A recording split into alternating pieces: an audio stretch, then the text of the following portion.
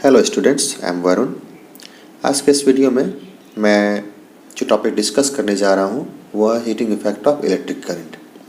तो बहुत सारे अप्लायंसेस आपने अपने घर में देखे होंगे जो कि इस इफ़ेक्ट पर काम करते हैं, जैसे कि इलेक्ट्रिक आयरन है, आपके घर का इलेक्ट्रिक अवन है, टोस्टर है। तो इस सब में क्या होता है कि जब हम इसे किसी इलेक्ट्रिक लाइन से कनेक्ट करते हैं तो क्या होता है कि हीट प्रोड्यूस करता है। ठीक है, तो हीट कैसे प्रोड्यूस होता है इसके बारे में हम लोग आगे जानेंगे। तो सबसे पहले ये जानना ज़रूरी है कि जो इलेक्ट्रिक करंट होता है इसके कितने इफेक्ट्स होते हैं। तो there are 3 effects of electric current. First is heating effect, second magnetic effect और थर्ड जो होता है वो केमिकल इफेक्ट। तो मैग्नेटिक इफेक्ट और केमिकल इफेक्ट्स के बारे में हम लोग बाद में पढ़ेंगे। आज हमारा टॉपिक जो रहेगा वो heating effect of electric current. तो फर्स्ट क्वेश्चन ये आता है कि what is heating effect of electric current. तो when an electric current is passed through a resistor, it becomes hot and produces heat. It is called heating effect of electric current. होता क्या है कि जब एक इलेक्ट्रिक करंट पास होता है किसी रेसिस्टर के थ्रू, अब देखो यहाँ पर एक कंडीशन होना चाहिए कि जो रेसिस्टर है उसका रेसिस्टेंस जो है वो हाई होना चाहिए। जैसे कि नाइक्रोम वायर होता है, तो नाइक्रोम वायर का रेसिस्टेंस जो होता है बहुत ज़्यादा होता है। तो ऐसे यदि हाई रेसिस्टेंस वाले वायर से इलेक्ट्रिक करंट पास होता है तो क्या होता है कि इट बिकम्स हॉट, वो गर्म हो जाता है और प्रोड्यूस करता है हीट। इसे ही हम क्या कहते हैं, heating effect of electric current. तो ये जो हीट प्रोड्यूस होता है ये डिपेंड करता है रेजिस्टेंस पर। ठीक है, यदि रेजिस्टेंस हाई रहेगा तो ज़्यादा हीट प्रोड्यूस करेगा, रेजिस्टेंस लो रहेगा तो कम हीट प्रोड्यूस करेगा। अब यहाँ पर सवाल ये उठता है कि आखिर यह हीट प्रोड्यूस होता कैसे है, कौन सी एनर्जी जो होती है वो हीट एनर्जी में कन्वर्ट होती है। तो सबसे पहले ये जान लो कि जो करंट फ्लो होता है ना, तो करंट में क्या फ्लो होता है, इलेक्ट्रॉन्स फ्लो होता है।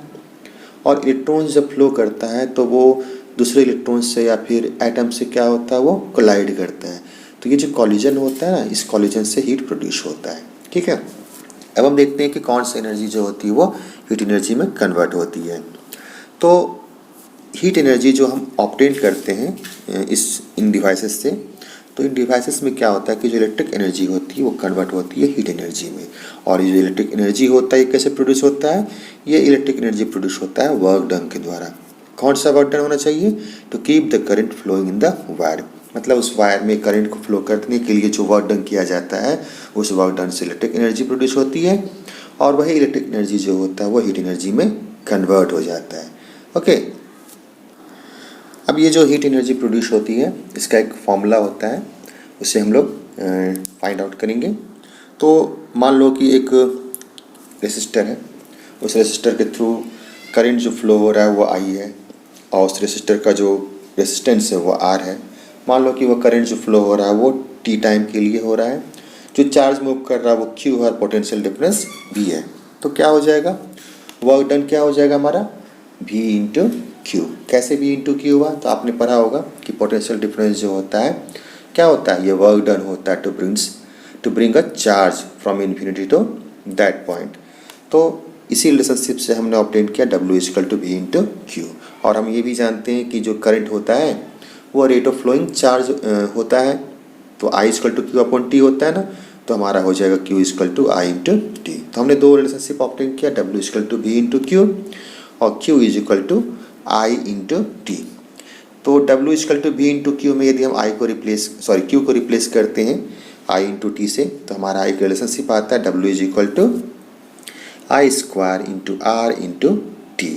और यही W जो है वर्क डन है जो कि कन्वर्ट हो रहा है हीट एनर्जी में। तो हमारा हीट एनर्जी का फॉर्मूला क्या हो जाएगा, H is equal to I square into R into T.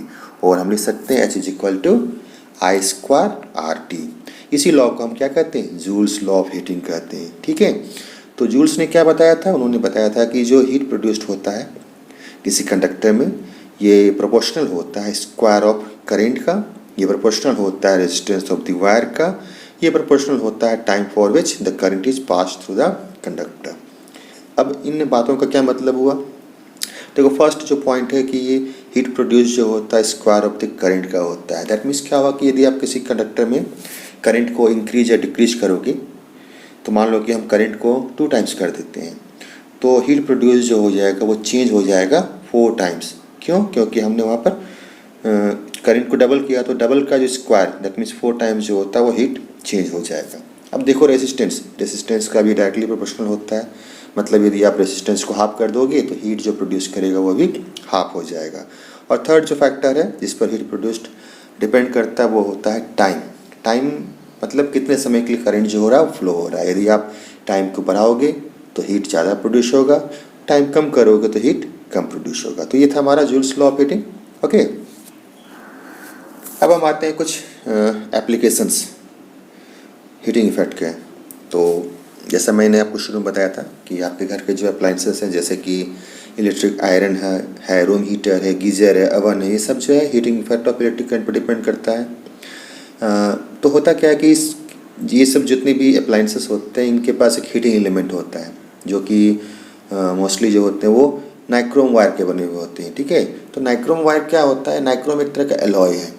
तो एलॉय है तो इसका जो मेल्टिंग पॉइंट जो होता है बहुत ज़्यादा रहता है। अब प्लस क्या है कि इसका रेजिस्टेंस भी बहुत ज़्यादा होता है। तो रेजिस्टेंस ज़्यादा है दैट मीन्स क्या होता है, करंट को फ्लो करने के लिए ज़्यादा वर्क डन करना पड़ता है। तो ज़्यादा वर्क डन करना पड़ता है तो ज़्यादा हीट ये प्रोड्यूस करता है। ठीक है, सेकेंड जो है it is used in electric bulb as filament. तो आपने अपने घर का बल्ब देखा होगा, तो ये भी क्या होता है कि जब हम इसे स्विच ऑन करते हैं तो देखते हैं कि उसके अंदर का फिलामेंट जो होता है वो बिल्कुल वाइट हो जाता है। तो वाइट हो रहा है इसका मतलब क्या हो रहा है कि वो भी गर्म हो रहा है तभी तो वाइट हो रहा है ना। तो यहाँ पर जो फिलामेंट होता है ये भी हीटिंग इफेक्ट पर काम करता है। तो ये फिलामेंट जो होता है किस स्पेशल एलिमेंट का बना हुआ होता है, ये कहलाता है टंगस्टन। अब टंगस्टन इसलिए इस्तेमाल करते हैं क्योंकि इसका मेल्टिंग पॉइंट जो होता है बहुत ज़्यादा होता है, लगभग ये 3400 डिग्री सेल्सियस के आसपास होता है। तो इतने हीट तक वो अपने आप को संभाल कर रख सकता है। दैट मीन्स क्या हुआ कि यदि वो गर्म हो रहा है तो वो मेल्ट नहीं करेगा लेकिन वो हीट प्रोड्यूस करेगा और हीट के साथ साथ लाइट भी प्रोड्यूस करता है। ठीक है, थर्ड जो हमारा अप्लायंस है जो कि बहुत ही इंपॉर्टेंट है वो है इलेक्ट्रिक फ्यूज। तो इलेक्ट्रिक फ्यूज भी जो होता है वो heating effect of electric current पर काम करता है। तो इलेक्ट्रिक फ्यूज का काम क्या होता है? तो इलेक्ट्रिक फ्यूज जो होता है एक सेफ्टी डिवाइस होता है। तो सेफ्टी डिवाइस होता है ये हमारे घर के जो भी अप्लायंसेस हैं या फिर जो वायर हैं उनको बचाता है। किस चीज़ से? यदि हमारे घर में सपोज करो कि शॉर्ट सर्किटिंग हो जाता है या फिर ओवरलोडिंग हो जाता है, उस केस में क्या होता है कि ये जो आपके घर का इलेक्ट्रिक फ्यूज होता है ना, इसमें जो थीन वायर होता है जिसे फ्यूज वायर कहते हैं वो मेल्ट कर जाता है। अब मेल्ट कर जाता है तो क्या होता है, सर्किट हमारा ब्रेक हो जाता है। तो हमारे अप्लायंसेस जो होते हैं वो सुरक्षित रह जाते हैं। तो यहाँ पर देखो हीटिंग इफेक्ट का इस्तेमाल हो रहा है। तो हीटिंग इफेक्ट का इस्तेमाल हो रहा है किस तरीके से, ताकि हमारा अप्लायंसेस वगैरह जो है वो सुरक्षित रह सके। तो इसमें जो वायर होता है ना, इसका जो मेल्टिंग पॉइंट होता है वो कम होता है तभी तो वो मेल्ट करता है। अब मेल्ट होता है तो सर्किट ब्रेक हो जाता है। ये मोस्टली जो होते हैं वो टीन और लेड के बने हुए होते हैं, एक अलॉय है। जैसे ही इसकी रेटिंग होती है, रेटिंग मतलब जैसे कि 1 एम्पियर, 2 एम्पियर, 3 एम्पियर, तो मान लो 1 एम्पियर की रेटिंग दी हुई है इसकी। तो जैसे ही 1 एम्पियर से ज़्यादा करंट फ्लो होता है तो हीट वो ज़्यादा प्रोड्यूस करेगा और वो मेल्ट हो जाता है। तो मेल्ट होता है तो हमारे जो सर्किट होते हैं वो ब्रेक हो जाते हैं। और फिर जो भी कंडीशंस होता है जिस कारण से मान लो कि सर्किट में करंट ज़्यादा फ्लो हो रहा है उसको फिर हम ठीक करके इसे फिर लगा लेते हैं ना। तो ये सब सारे जो अप्लायंसेस आप देख रहे हो ना, ये सारे heating effect of electric current पर काम करते हैं। ओके, अब हम एक न्यूमेरिकल की ओर आते हैं। ये एनसीईआरटी के बुक से लिया गया न्यूमेरिकल है। इसमें हम क्या करेंगे कि हमने जो रिलेशनशिप निकाला था ना H=I² × R × T, इसका इस्तेमाल करेंगे। क्वेश्चन ये है कि calculate the heat produced when 96,000 coulomb of charge is transferred in 1 hour through a potential difference of 50 volt. तो ऐसे क्वेश्चंस में हमें ध्यान रखना होगा कि चूँकि हमें H निकालना है तो हमें H निकालने के लिए I, R और T जानना होगा। तो देखो कि यहाँ पर Q दे रखा है 96,000 कूलम, टाइम जो है वो 1 आवर है। तो पहली बात तो इसे हमें सेकंड में चेंज करना होगा, तो ये हमारा हो जाएगा 3600 सेकंड। और पोटेंशियल डिफरेंस दे रखा है 50 वोल्ट। तो सबसे पहले हम I निकालते हैं। तो I का फॉर्मूला हमें पता है कि Q/T होता है। तो यदि हम Q/T करते हैं तो ये हमारा आता है 26.67। R = होता है V/I। तो V/I कैसे हुआ, ये ओम्स लॉ के थ्रू है। तो R हम निकाल लेते हैं तो हो जाएगा 50/26.66 जो कि हो जाता है 1.87 ओम। अब हम जो हीट प्रोड्यूस्ड का फॉर्मूला होता है, उसमें इन सारे वैल्यूज़ को पुट करते हैं। तो हमारा H हो जाएगा I² × R × T। तो सारे वैल्यूज़ को पुट करते हैं तो ये आता है 4800 किलो जूल। ठीक है।